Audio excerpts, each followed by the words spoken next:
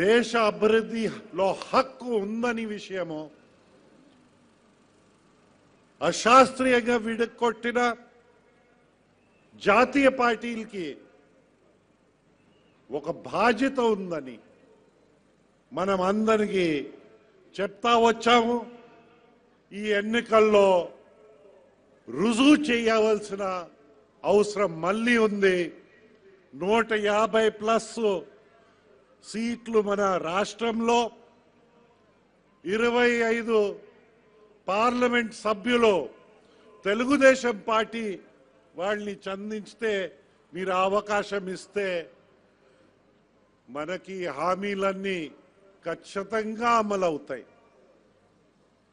లేకపోతే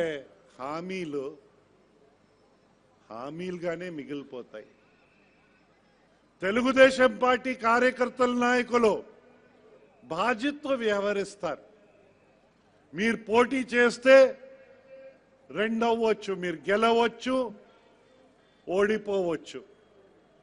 మీరు గెలిస్తే ప్రజాప్రతినిధి అవుతారో అధికార పక్షంలో ఉండవచ్చు, ప్రతిపక్షంలో ఉండవచ్చు. కానీ ఎటు ఉన్నా ప్రతిపక్ష నాయకులుగా బాధ్యతతో వ్యవహరించాలి. మేము ఏం చూస్తున్నాం ఈనాడు? మీరు ఎంపిక చేసిన ప్రతిపక్ష నాయకుడు శాసనసభకే వెళ్ళాడట. లోక్సభ సభ్యులు మీ సమస్యలు మన సమస్యల గురించి అసలు చర్చించే తీరు ఉండదు. వారు కూడా రాజీనామా చేసి బయటికి పారిపోతారు. రాజ్యసభ సభ్యులు మాత్రం ఉండిపోతారు. ఉడిగం చేసే మనుషులు కావాలి. లేకపోతే నరేంద్ర మోదీ గారు దేశ ప్రజలకు ఇచ్చిన హామీ ఆ ఎన్నికల్లో ఏంటంటే ఈ ఆర్థిక నేరస్తులందరి కేసులు 1 సంవత్సరంలో పూర్తి చేస్తాను, శిక్షిస్తానని ఆ హామీ దేశానికి ఇచ్చి ఏమైందని నేను అడుగుతా ఉన్నాను.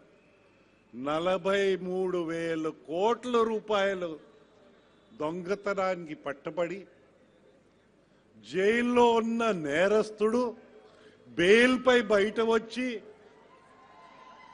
నేను మన నాయకులు వస్తున్నారా?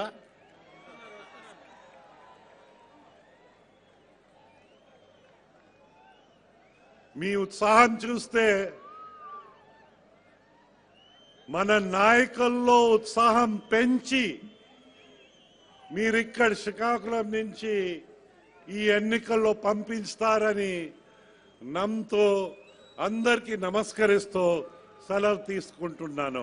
జై జన్మభూమి, జై హింద్.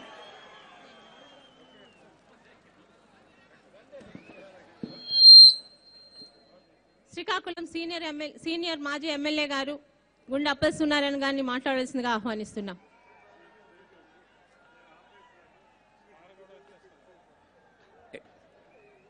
ముఖ్యమంత్రి గారు వస్తున్నారు కాబట్టి ఒకే విషయం చెప్తా. ఆనాడు ఎన్టీ రామారావు గారు ఒకే విషయం మాకు చెప్పేవాళ్ళు. తెలుగుదేశం పార్టీ అంటే గౌరవం కావాలి,